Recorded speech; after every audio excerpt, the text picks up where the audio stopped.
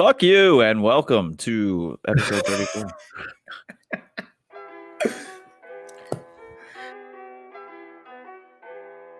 Chris Hansen here, and I'm going to need you all to take a seat right over there and check out Birds versus Boys. I think you're completely right here, and I hate it. Yep. Hey, idiots. Stop doing dumb things. I got two phones. Upside alert. Upside alert. I might go insane. I think you're already there. There's no hope. Hope is gone. If this was an AFC North podcast, we'd be done in 15 minutes. Bob Hope. I'm going to drink bleach. That is the team you promised me you were going to be this year. This is the Consciously Hopeful podcast. I'll be watching. Welcome to episode 34 of Birds vs. Boys, everyone. We are in the midst of a blizzard. I think it has a name, Gale, or maybe it's Carson, could be Dak, not sure, but it is snowing. And if you're listening to this on Thursday, the snow has probably stopped, but you're probably shoveling yourself out. What's better to put in your AirPods and shovel away than listening to Birds vs. Boys? Kmess here with you. Aidan, as always. We're going to talk a little Cowboys, a little Eagles, and then get into the rest of the NFL business. Aidan, how are you, my friend? Look, I'm alive. I turned 26, which is basically like 36. I fell off my parents' health insurance since we last talked. So, I'm here. So don't hurt yourself shoveling. Oh yeah, I cannot. I literally cannot afford a slip and fall at this point. I cannot. I literally cannot. And if the Eagles give me a heart attack, I will literally die. It would be less expensive than taking the ambulance ride. It's just taking my body and just sprinkling my ashes at 50-yard line of Lincoln Financial Field. We're gonna need you to start live streaming yourself every Eagles game. I've always said I'd like to be connected to one of those meters that calculates your heart rate, because I know mine is severely unhealthy, especially for big games. But I'd really like to see. But I'd like to see because I think it'd be funny. I think other people would be like, "You have a problem. Like you're not healthy. This is not okay. Like your life can't be this dependent on a football game." Like, why are you doing this to yourself? Yeah. People would look at my heart rate and just say, what is wrong with you? Like you should not, your health should not be this dependent on like a touchdown being scored by a football team in like a game in December. Shouldn't be that way. Heart rate higher when you're having sex or you're watching the Eagles? Oh, well, one's physical activity. I don't know. I guess it comes down to science, because one's physical activity and the other one is just like me, like mental I'm drain. Sweating, but it's just because like I'm sitting in front of my screen. Miserable. I don't know. I burn more calories doing one, and my heart racing more during the other. Love it. I love it. All right. Speaking of Cowboys and Eagles, let's get into it. I'll start with the Cowboys because, like I said pre-show, I don't really have much. This was supposed to be the primetime game, correct? And they moved it out of the primetime slot. Yes, you got flexed out. Thank God. I'm so happy. There's nothing worse than having an awful team and having to wait all Sunday and then realizing you have to be up late to watch that awful team. You mean like my life for the past month? Yep. We played on national TV for literally a month straight. Welcome to my life is normally being a Cowboys fan. I usually like it. I like the Sunday Night Football is by far my favorite. I enjoy it much more than Monday Night Football. I enjoy it more than Thursday Night Football. I love Sunday Night Football. I'm glad you said that. Like, it's just like the production value is just so much better. Like, I know this has nothing to do with our teams. It's just better. Yes. It's just, I don't know. I get that good feeling. The pregame show, I actually enjoy. Like, I usually don't watch a lot of it, but I'll catch, what's that? Around, what's it called? Around the NFL? It's Football Night in America. Around the NFL is what we do on this show. That's why that's in your brain, because that's literally what we do. Yes. So, yeah, Football Night in America. I enjoy that as well. So, Sunday Night Football, I love, but I love even more that this game was taken out of Sunday Night Football. And now it's a 1:00 start in Dallas, 12 o'clock there, 1:00 our time. So 5-8 San Francisco, 4-9 Dallas. San Francisco is a 3-point favorite on the road. I don't know how to feel about this spread. I think it's think it's right. I don't see the Cowboys covering. I think they lose this game outright. They won their big game last week against the Bengals. Was kind of their Super Bowl out of the last 3 weeks because, like we said last episode, they finally tried and they didn't get in trouble from their head coach for not trying. So congratulations, you tried hard, ran around real fast, and did your job and won a football game. Congratulations on doing the bare minimum at your job. Yeah. I actually respect it. Someone who does the bare minimum. I respect the fact that you guys did it as well. They ran fast and they hit people. So good on you. The difference in this game, I don't think San Francisco is obviously taking a big step back from last year, and I thought they were going to. I didn't see them being a contender for the NFC crown and going to the Super Bowl again. Not saying last year was a fluke, but a lot of things right happened to San Francisco last year, health-wise and lucky bounces, and they just, they had great play calling as well. But this season for them, from the preseason with the injuries that they had, they were, knew they were going to take the step back. But so I don't think there's a huge advantage either way on the field. I think they're kind of similar. They're both just blah teams. The difference for me in this game is the two coaches. And I think Shanahan is miles ahead of Mike McCarthy in every facet of the game. And I think he can find a way to scheme up their running game to run on some of the best run defenses in the league. And now he has to scheme up against one of the worst, if not the worst, defense and run defense in the league. So I could see them running for 200, 250, 300 yards this weekend. Nick Mullins won't even have to do much, and they'll just run away with this game. So, Kyle Shanahan is everything Mike McCarthy would be if he actually locked himself in a basement and did nothing but watch football for months at a time, like he said he did, even though he lied about it. That's what he wanted to become when he set out and was like, I'm just going to watch a ton of football. And then after 6 hours, he's like, I'm hungry. I'm going to be done now. Can I be coach of the Cowboys now? Yeah. And then he just tells Jerry Jones, hey, Jerry, I watched every play. And Jerry's like, oh, that was pretty good. And then he got the job. He's like, I didn't watch every play. I just wanted the job. I didn't do that, you idiot. So I honestly think that's where this game is going to be won and is going to be lost. I just don't see McCarthy scheming up a way. There's already talks this week about the replacements on the staff for next season. Mike Nolan's basically gone, the defensive coordinator. Thank God. Yeah. So, well, I wish he would have stayed around, but no. For personal gain. I think the Cowboys mentally and physically are moving on towards the offseason. I think Jerry Jones, he was telling stories this week on 105.3 The Fan about watching games in San Francisco in 1987 and is in the stands with his shirt off. Like he's not present in the moment for this game. So I think he has moved on. The season's just a joke. And why do we want a fifth or a sixth win right now? What is that? It does nothing. 4 wins is very nice. 3 wins was great. 4 wins is nice. 5 wins is shit. 6 wins is fucking a catastrophe. Okay?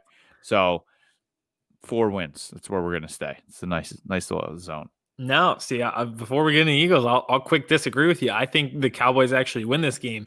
So we're talking about effort. That's what we started with when we were discussing these teams. So I think effort for the 49ers is going to be at an all-time low. They had one game where they beat the Cardinals, and you're like, they got to 5-6, and you're like, all right, they have so many injuries, but they're still in the hunt, quote unquote. Yep. They're on the graphic for in the hunt. Yep. They've since lost. They got dominated by the Bills. Washington, it was sloppy. They had 2 defensive turnovers that led to, 2 touchdowns by the Washington defense that led to points. I'm saying this wrong, but you know what I mean. Turnovers. Washington has a really good defense is the point that I'm trying to make. So they've lost twice. They're in a Super Bowl hangover. Everyone's hurt. There's no reinforcements coming. Their season is over. But at one point, like 2 weeks ago, like the season wasn't over, but like last week was the final nail in the coffin. This week is like, all right, who cares? Like, we're here.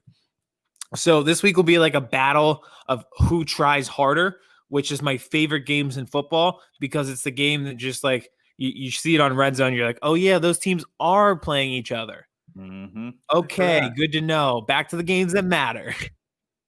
That's exactly kind of how it was last week with the Cowboys playing the Bengals. It was like literally in the midst of the games that mattered, and then like Alden Smith was running back for 81 yards, and like they caught it. Like, oh shit, we should go to this. Like, while he had like 16 yards left of the 81 yards, and like, oh yeah, this game's on, and that just happened. Back to the Vikings. I loved it because like obviously no one cared about that game. No one cares about Cincinnati in general. But they had to keep going to that game because the Bengals kept turning the ball over. So like Chris Hansen, Scott Hansen, I still don't know the difference. Even though one of them has our intro, like they were pretty much like politically correct way of saying legally, since we're called Red Zone, we are obligated to tell you that the Cowboys are in the red zone again because the Bengals turned it over again. I know you don't really care or want to see it, but we have to show it to you. I love when he like is like not yelling, but like trying to like tell his guys to do so. He's like, guys, we're gonna stay here for a second, and then they like cut to something else. He's like, guys, can we get back to the full screen? Yes, that's my favorite thing. All right, let's go quad box, and then they'll take them directly to Minnesota, and they'll be like, nope, not what I meant. Not what I wanted at all. Yeah, guys, let's go quad box. There's a few teams. It's close games. All right, Chris or Scott, we're going to give you Minnesota at the 37-yard line. Here's another Dan Bailey kick. Yeah, all right. Dalvin Cook runs for 3 yards. Oh, hype this one up, Scott. And now back to Cincinnati. They just turned it over again. I don't know. I also feel like the COVID gods are going to get the Cowboys again here because Jerry just keeps pumping in fans to that stadium. And it's in Dallas, and imagine risking COVID to watch the 5-8 49ers play the 4-9 Dallas Cowboys. Yeah, it's like literally the game mathematically does not matter. Like, nope. If Washington wins one game or Dallas loses one game, they're mathematically done. I'll tell you what, Washington may only win one more game, and it's going to open the door for somebody special. And let's talk about that somebody special right now for you, because that's all I have for the Cowboys. They are playing a football game this weekend. It's against another football team, and football will be played. Fair enough. Team will win, team will lose. Maybe they'll tie. And it's happened. Trust me. All right, so Eagles-wise, I actually have some serious points. I know this isn't the most serious podcast, but we get into seriousness. You and I do. Yeah. Sometimes. Yeah. And even us, you bring Vince into it, you throw that wrench into things. Yeah, that's seriousness goes out the window. We got a TikTok and the seriousness went away. See, by the time we get to our power rankings and MVP rankings later in the show, seriousness will be totally gone. Gone. Except for you and me.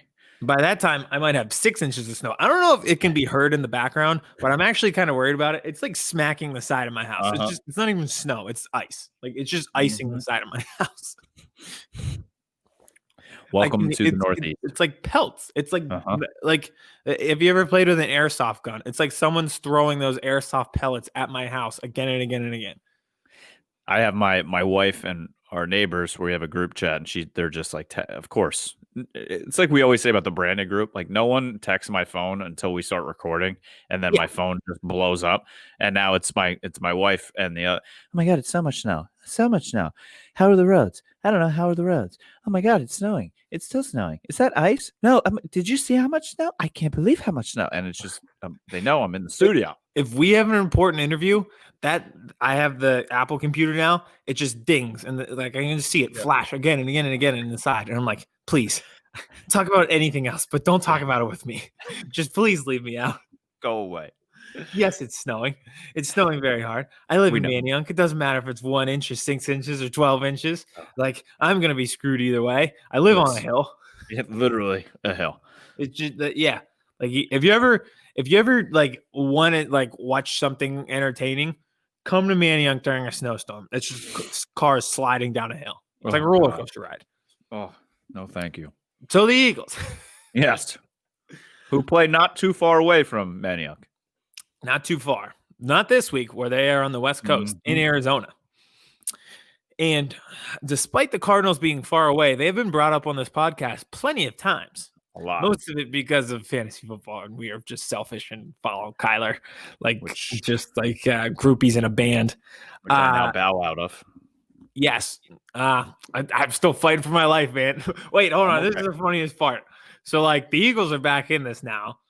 They could win the division. I'm not exactly talking myself into that. I have to win this week to advance in the playoffs. So I have Kyler and I have DeAndre Hopkins. So against the Eagles, I pretty much have to decide if I want a real life win or a fantasy win.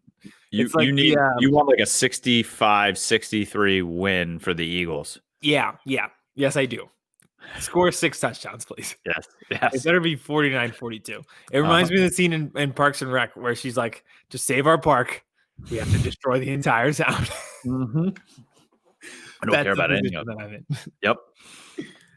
But no, with Kyler and DeAndre, so here's a serious point that I was going to make. The Cardinals offense, we've highlighted a few times this year, and I've personally thought that this was going to be the tall tale sign for Jalen in the bigger game than the Saints game last week. We've talked about the Cardinals offense so much and just how it is the polar opposite of the Eagles, where they are competent, they have motion, they have playmakers, they do things. I will leave it at that.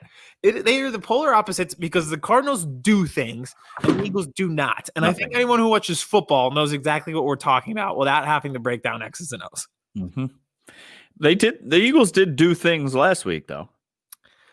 They did. I'll get into that later, but did they really? Ooh, hot take.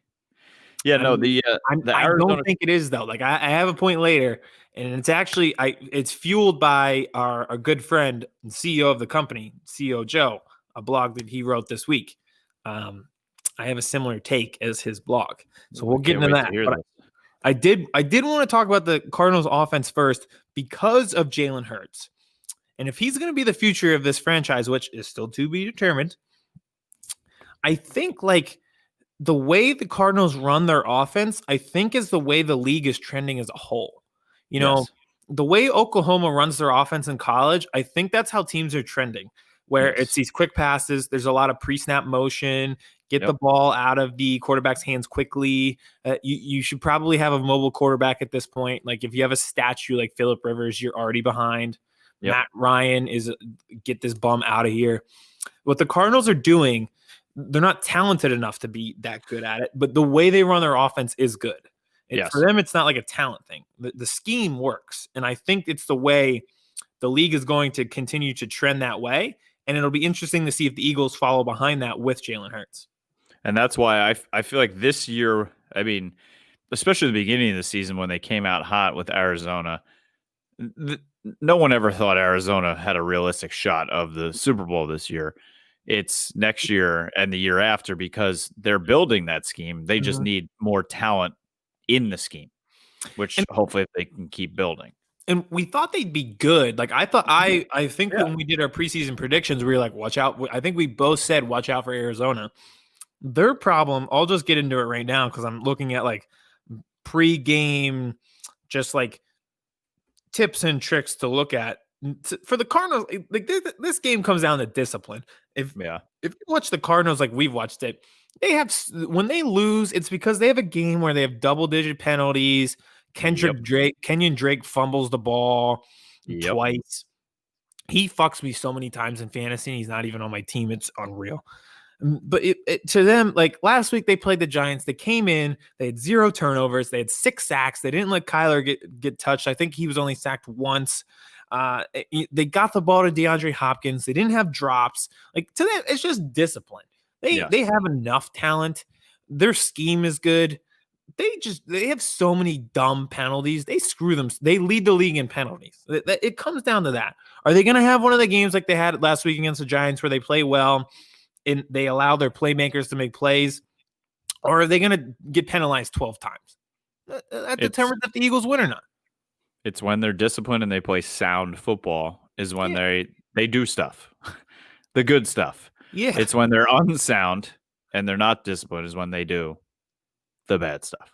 And I know that sounds basic, and you're like, obviously, if a team doesn't play, like if a team makes stupid decisions, like they're gonna lose. But it's just enhanced with them. Like if you've watched them play, you know what I mean. Like there was a difference between watching them play against the Giants last week and watching them play against like the Patriots, where they lost because they got a not roughing the passer, unnecessary roughness right at the end of the game, you know, like, and they miss a field goal and then they get an unnecessary roughness. It's a bad timeout by the coach, you know, like there's a big difference. So, and there's been other games, like I talked about them losing the 49ers. Well, they had double-digit penalties that day. That's how a team that's untalented like the 49ers stayed in it. So that's how what's going to determine the game. But I love their offense. I think the league is trending that way. As much as I love Carson Wentz, it's something to consider when you are determining your quarterback for the future.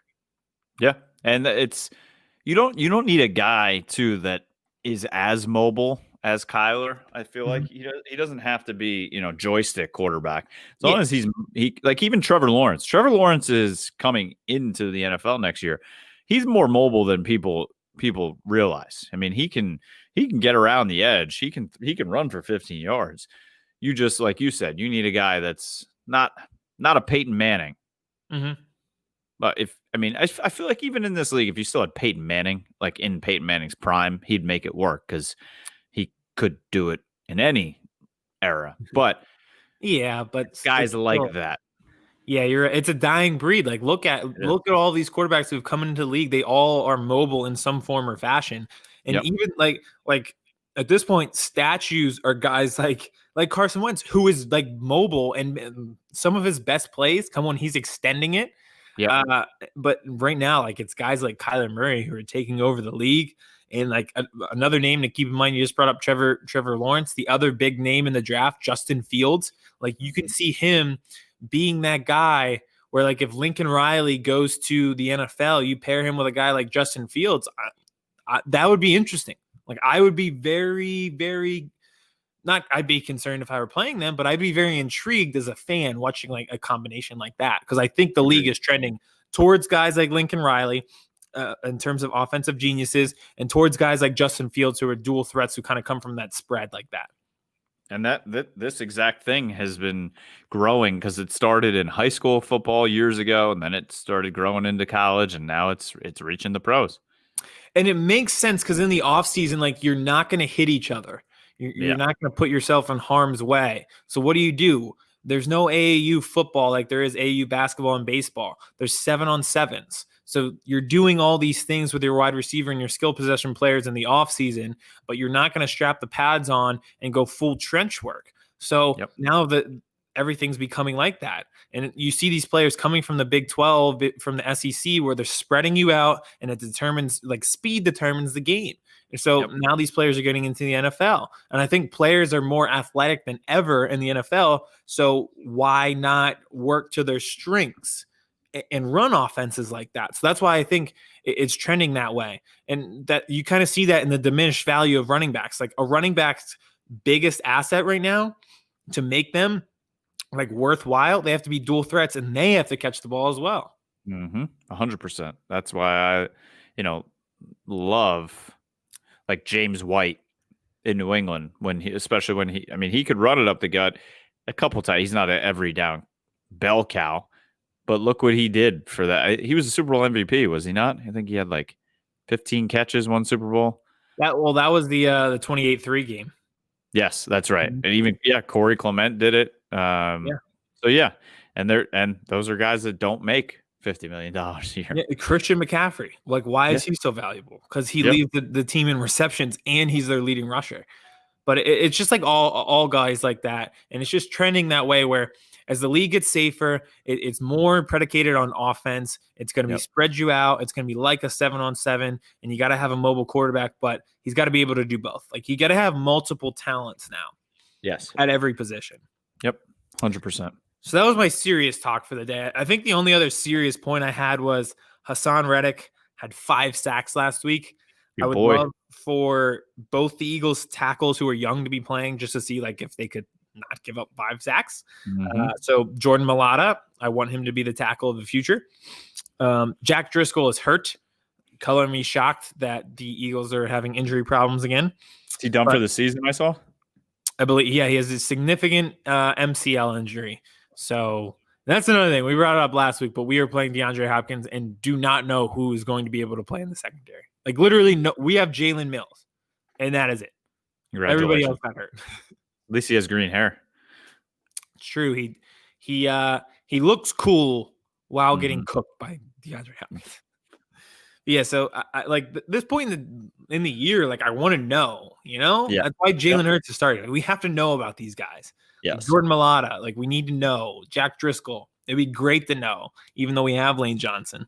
It'd be great for Howie to, like, hit on a fucking pick, you bum. Like, if Jack Driscoll was good, it'd be great for you to just be like, it might save your job since you can't do anything right, you asshole.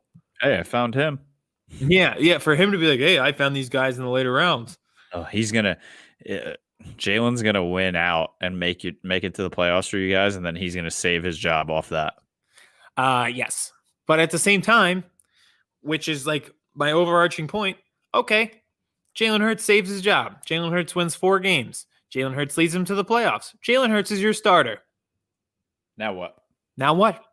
You just gave this other quarterback $128 million, and guess what the rest of the league is going to say? Figure it out. We'll be here. We'll take them, but you're paying for it because you have your quarterback, and we're not going to bail you out of this situation. Yep. Thank you very much. Thank you very much. See ya. Have a nice day. Like, Las Vegas would, in a heartbeat, John Gruden and Mike Mayock both love Wentz. Do they love him enough to take on his salary when the Eagles are the ones who created this situation? No. Like, I know we talk about this every week, but it just needs to be harped upon until they figure this out, which they cannot figure out. It is not a solvable solution. It's not like math class where there's like accounting. I like the counting, and I'm not even good at math, but I like the counting because you could go down and be line by line, and at the end, the lesson, the receivables and the accountables, at the end, it would be 0. Yep. It's not going to equal 0. Like, you're going to get a negative number or you're going to get a positive number, and it's not going to balance out. It's not a balanceable situation. No, it is not. And I love it. Yeah, for you. Well, I can't wait till Dak Prescott plays for the Bears or somebody like that. But but I guess I should get into my Jalen Hurts point. So Joe wrote an article this week. Before we get into the article, Vince told me probably like 30 minutes before the show, hey, if you guys have any articles that you want to bring up, let me know and I'll bring it up on screen. I definitely forgot to tell him this, that I'm bringing this up, despite the fact that he told me no less than an hour ago to do so. And I commented, yes, that's a great idea. We should do that. And then totally forgot that I was supposed to tell him that I'm bringing this up. But you can go to thebrandedsports.com and it'll be there. And it'll be there. He wrote an article, a scout or a coach for another team, anonymous source, said what Jalen Hurts did against the Saints would be easy to stop. He said a lot of the plays were predicated by his legs. If a team were able to prepare for that and see that on film, they'll be able to stop it. I think you and I talked about it last week with Kyler and with these mobile quarterbacks. What they're doing is not really rushing. They are just building a wall and saying, find somebody who's open. If you can't find somebody who's open, try to take off. We'll be waiting there for you like the Great Wall of China. And that's pretty much what they're doing. Yep. So I'm worried that is what's going to happen to Jalen Hurts too.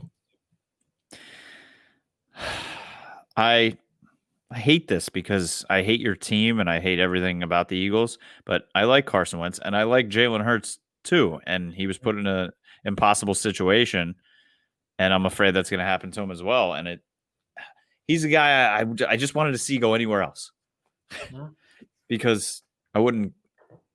Hey, thank you, Vince. Vince just brought up the article. Thank you. Dude, I got to keep you on your toes. Yep. Yeah, I think you're right.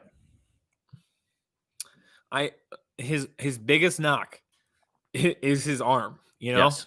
Yep. there were 5 quarterbacks taken in front of him. Herbert, Tua, Joe Burrow was 3. There's a 4th, Jordan Love, which we figured about. There was a reason that he was the 5th quarterback taken. Yep. And I got crushed on TikTok too for saying his first touchdown to Rager, it just looked like he had nice touch and puts a little bit better touch on it than Lamar Jackson does. And I just got fucking housed on Twitter. It did not help your case that we filmed that and then cut before it even got edited.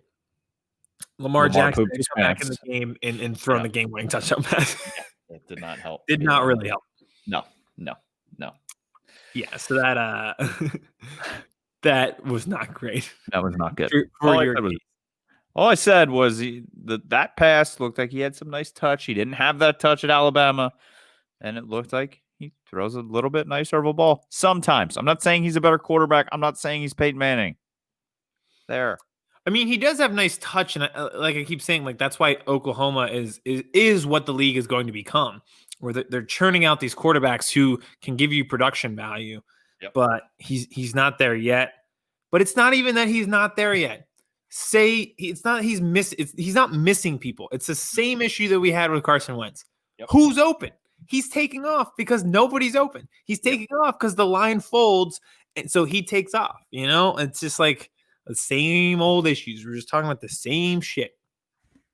It's a fucking merry-go-round, groundhog going around in a circle. Thanks, Vince. Yeah, so Vince pulled up the TikTok comments.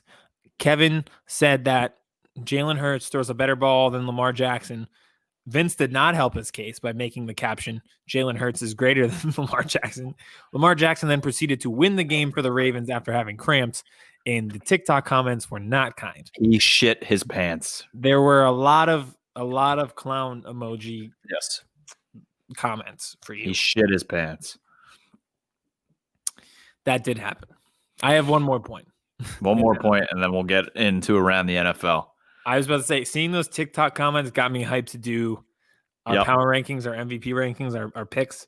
So last point is simply this. Louis Riddick interviewed for the Texans job. He'll be interviewing for the Lions job. That is the heartthrob for the Eagles, and it very much seems like Louis Riddick actually wants to be the GM of the Eagles. Yep. Vince brought this up on the show that you missed, but on Monday Night Football, it very much seemed like Louis Riddick was attacking Howie Roseman and just pointing out how bad of a job he did. Pat on the back to Louis Riddick for being a smart, sane, and reasonable human being and realizing who the real problem is. But it was very much like he was presenting it like, here's what this idiot did. I wouldn't have done that. Mm-hmm. So hire me. Yeah. So it was a job addition pretty much for the Philadelphia. That Monday Night Football game was a preview. Louis Riddick was putting himself on display to the Eagles fan base. That's what he was trying to do. So, he's interviewing with the Texans and then the Lions, I believe. Now, this may sound weird, and you might disagree with me. The Lions have to be a better job than that, right? Because, I mean, the Texans, aside from Deshaun Watson, think about all their issues.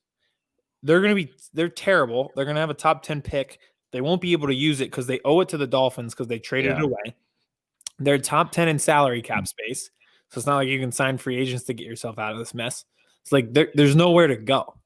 Am I wrong? I know the Lions are like honestly one of the most awful teams in all of sports, and they're probably going to be moving on and going to need a quarterback in Detroit too. So I guess do you want the awful team that you have a franchise quarterback, or do you want the awful team in the more awful city where you may have to find a new quarterback?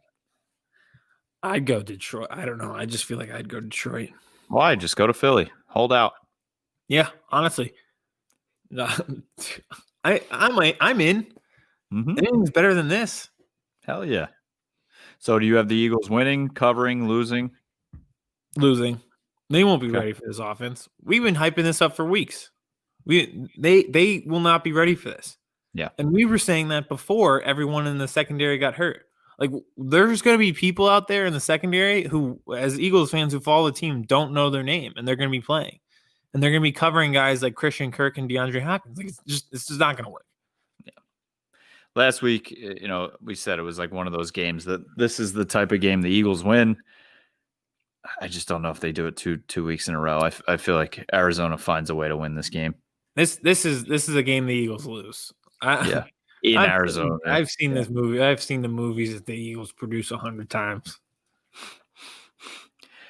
It's like Tom Cruise yelling at his.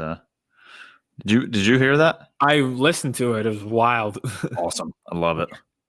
He was pretty fired up. Saving this fucking industry. He was fired up. And he was. I think we should get into around the NFL because people are getting as fired up as he was in the TikTok comments with our rankings. Let's fly through our picks so we can get to those power rankings, MVPs, and bring producer Vince on. So the star of the show. Yes, he is. We're about to give him the podcast. Okay. Would you like to give your first pick? Okay, yeah, I will, just because I think people know who I've made my allegiance with this year. It's the Steelers. So Steelers have lost 2 in a row. Mike Tomlin is really a no-nonsense guy. I think he's not thrilled that they've lost twice in a row. They've been dealing with some injuries, and I'm getting really sick and tired of this TikTok bullshit. Like, I like it because we are not NFL players, but when I think Pittsburgh, I think steel curtain, I think blue collar, I think tough. I think they're going to punch you in the mouth on Sundays, and you're not going to like playing them. I don't think guys dancing on a logo represents Pittsburgh at all. I think this is like a statement week. They play a really bad Bengals team. Spread's 11.5, so it's high. I just think like they got to come out and punch this team in the mouth. Like they should win this game by 3 touchdowns. They need to go back to what they do and who they are. Mm-hmm. Okay, my first pick here, I am going Miami -2.5 at home against the Patriots. I don't love this, but I really like watching Miami play. They proved something last week, even though they lost to the Chiefs, that defense can play. If they're getting to Patrick Mahomes, they're going to get to Cam Newton. And I feel like this is a statement game for them as well. It's, the Patriots. They always found a way to beat them at least once, usually in a season. I feel they lost the first week, I believe, to the Patriots when Cam ran all over them. But now Cam, he has that abdominal or core issue. I think Miami's going to get to him, that they're going to turn him over, and Miami wins this game by a field goal, at least. I think this is a statement pick by you because we got to start paying the Dolphins some respect. I know they lost last week, but it was one of the most impressive losses that we've seen this year. Yes. And they've been good. Like they've been good until this point. So I think just like that's just like a statement pick by you. Just like, I think earlier I picked the Panthers as a tip of the cap. This feels like you're just giving them the tip of the cap. Like we need to respect the Dolphins. Exactly what it is. That's fair, All right, your second pick. Okay, I'm really excited to do my second pick. I'm so excited. I am so excited to make this pick and to spurn the team that I am picking against. Because once again, the overall theme, if in 2020, and I couldn't think of a better team to represent the year 2020 than the Atlanta assholes. These Falcons are the worst people I have ever met in my entire life. I'm sure they're great people, but if I ever met an Atlanta Falcon in an airport or somewhere, I'm not going to say it. Never mind. I was going to say something mean. And with COVID going around, I probably shouldn't say it. Have you ever met a famous person in an airport? Not in an airport, but I've met famous people. Kurt Warner at an airport and Jason Pierre-Paul. Really? Mm-hmm. Before, did he have 3 fingers or 5 fingers when you met him? 5. Sat next to me on the airplane. JetBlue. Nice. Yeah. Interesting. Yeah, I've never met famous people at an airport. In person, yes. So back to the Falcons, who suck and are worse than ISIS. Mm-hmm. How did we end the show last week? We did our picks. I said the Falcons should win this game by a field goal. So I'm really excited to see how they fuck it up. Yep. And they fucked it up. And they turned the ball. Matt Ryan turned it over 3 times. I don't know if anyone saw the end of the game, but they were driving down the field to win. Turned it over. The Chargers go back down. They turn it over. New light for the Falcons. They're in field goal range with Younghoe Koo, who's been the #1 fantasy player, most accurate kicker in the league, even more accurate than Justin Tucker. Matt Ryan turns the ball over again. They lose on a last-second field goal to the Chargers, who are infamous for blowing games. They finally met their match, and they somehow even outdid the Chargers. So Bucks 6.5. I can't wait to see how the Falcons screw it up this time. But what a disgrace. I'm so, I love watching football, but the Falcons are just a disgrace to watch. They should be ashamed of themselves. They're the worst thing that happened to Atlanta since the AIDS pandemic.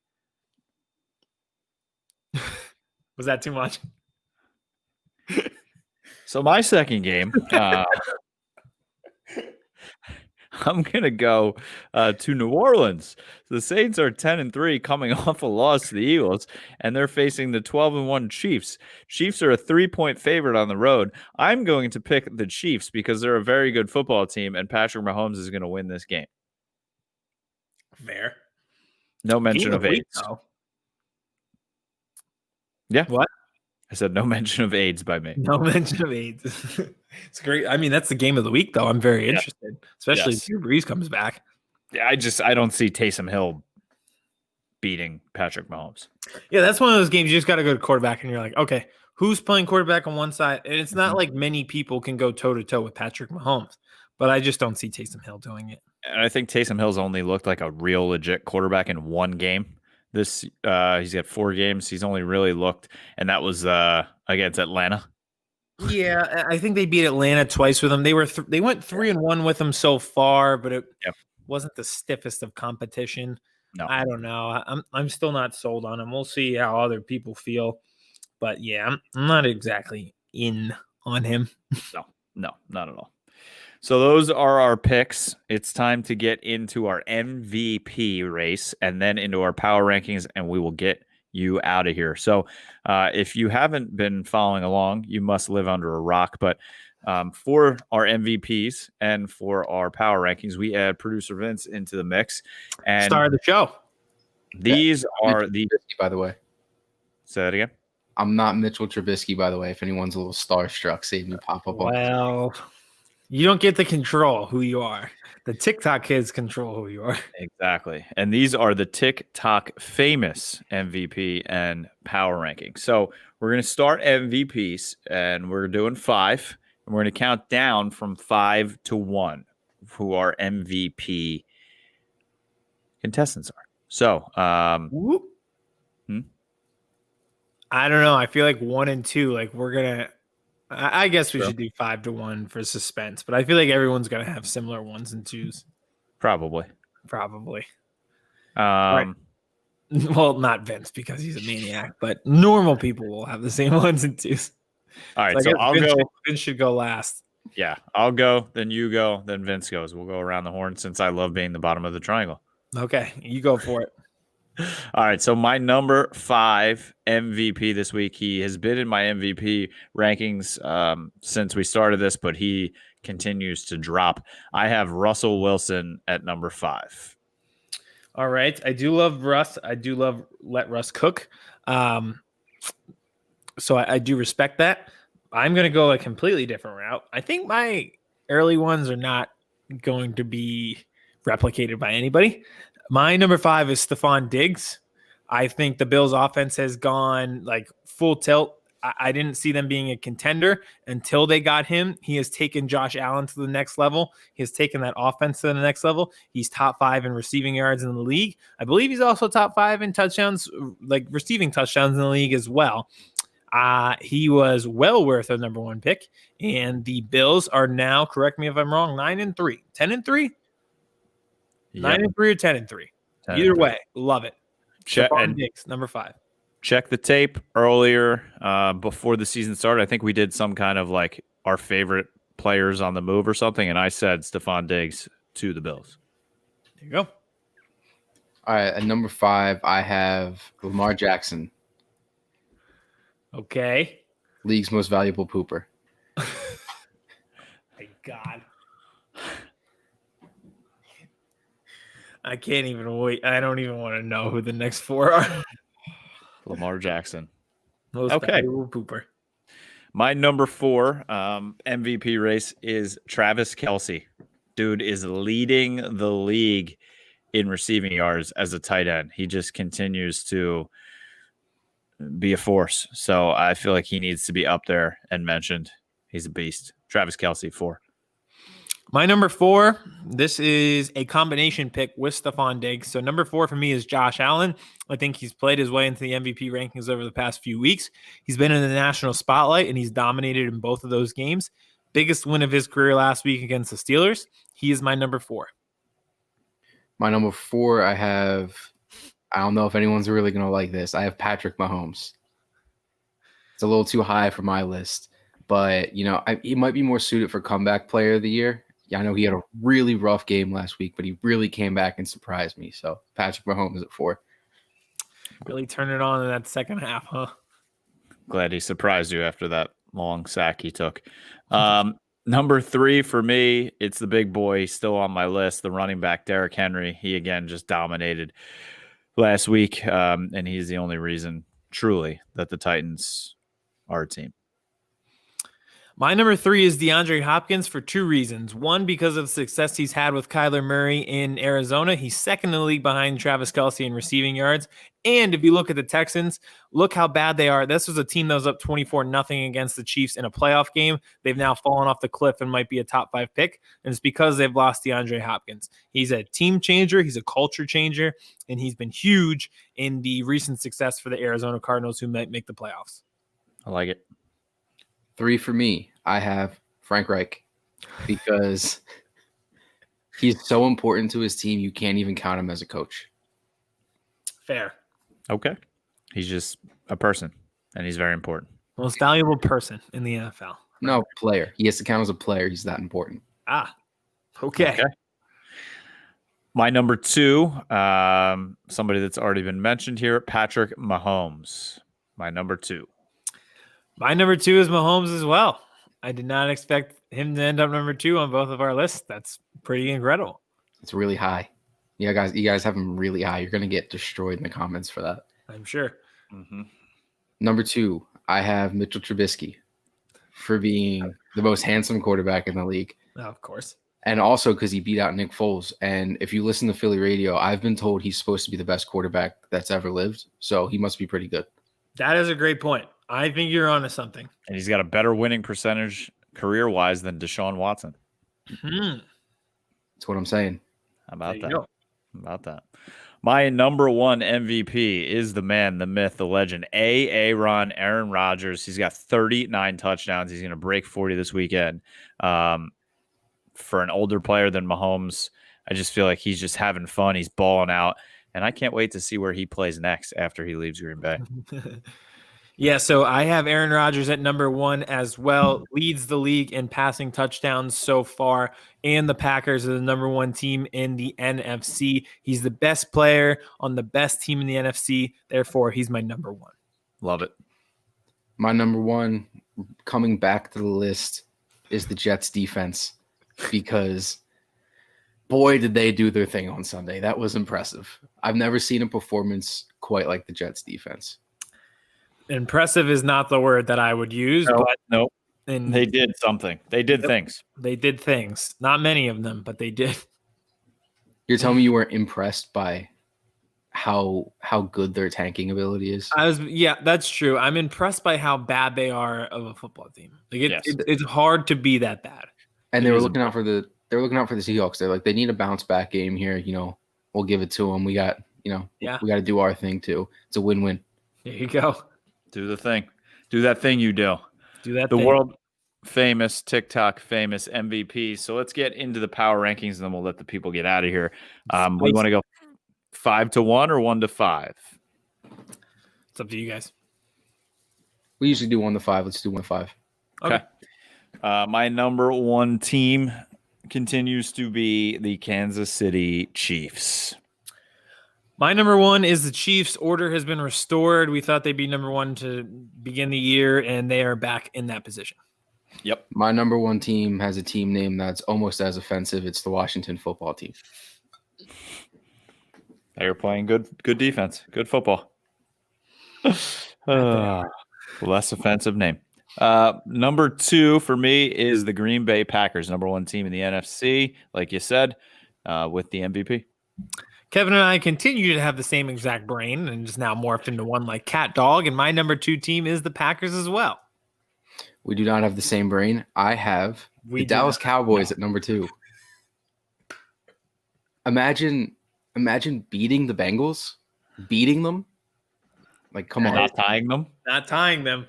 Beating the Bengals is, And beating them badly. Yeah.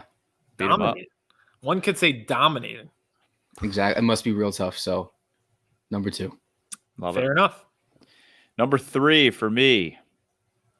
Nobody circles the wagons like the Buffalo Bills. Love that. Love the Bills. It's not fair that the Bills are going to have a home playoff game and people can't show up. Like that's a travesty. It is. We don't talk about it enough. My number 3, this might be controversial because it's a team that just lost to the Bills. I'm still very high on the Steelers at number 3. I think they're going to bounce back. They're still 11-2. People talk about their strength of schedule, but honestly, this is a team I could see bouncing back and ending up 14-2. My number 3, they took a loss this week, so they slid down a little bit on my list. It's the New York Giants. How about this NFC East, man? Toughest division in football. It's a tough division to win games in. Fun fact, division with the highest winning percentage over the last month is the NFC East. Mm-hmm. My number 4 for people to call me crazy. Number 4 for me, they are coming off a loss as well. They have a quarterback that I don't love right now, but they're going to get their other quarterback back. I am putting the New Orleans Saints at 4. And again, me and Kevin probably should have went over this before because we have the same brain. I have the Saints at 4 as well. I think their defense is really good. I think they were lethargic last week, but they will bounce back. It's a tough game against the Chiefs, but this is a team that'll probably finish around 12-4, 13-3. Yep. Number 4, like I said last week, we shouldn't just be putting winners on this list. I have the Jets. They are impressive at what they do.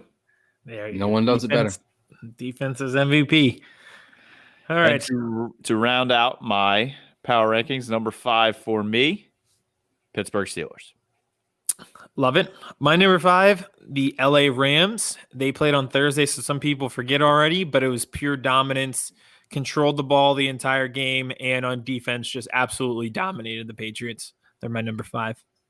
Number 5, I have the Browns. They're back on my list again. I know they lost, but listen, I think they lost on purpose because that was, they came back, they won the game, and then they were like, you know what? Everyone's going to get they saw my TikTok. They were like, people are starting to figure out we're good. So we need to lose this game on national TV. People will forget we're good, and then they're going to try less hard against them. Fair. And also they made sure everyone covered their bets at the end of the game. That was wild. That was one of the wildest 2 minutes I've ever watched. Insanity. Producer Vince, everybody. That was fun. I love the power rankings. Me too. And the people love the power rankings. Yes, the people love the power rankings. Make sure you check that out on TikTok. That's all I got. It's icing at your house, snowing and icing here. Going to be doing a lot of shoveling, I'm sure, tomorrow. And I'm going to be listening to this podcast in these AirPods while I do it. When corporate America makes you drive into work tomorrow and you're stressed out because you're going to your job that underpays you, it makes you come in during a blizzard because they don't care about us as citizens. Just let our voices soothe your soul. You're going to be stressed out on the roads. It's going to be okay. You're going to get through this. And if you don't get through this and you crash into a barrier, just sue your company. They're worth billions of dollars and you aren't. So listen to the podcast in the meantime. And also, we're just common 9 to 5 folks too. So we're in it with you. So maybe you should give us 5 stars and we'll give you 5 stars in life. And follow us on Twitter at Birds vs. Boys Pod. Brandon _sports on TikTok. Kmess 22. Aidan's around and hope he doesn't get frozen. Do you want to build a snowman? And also drink State's Head Vodka.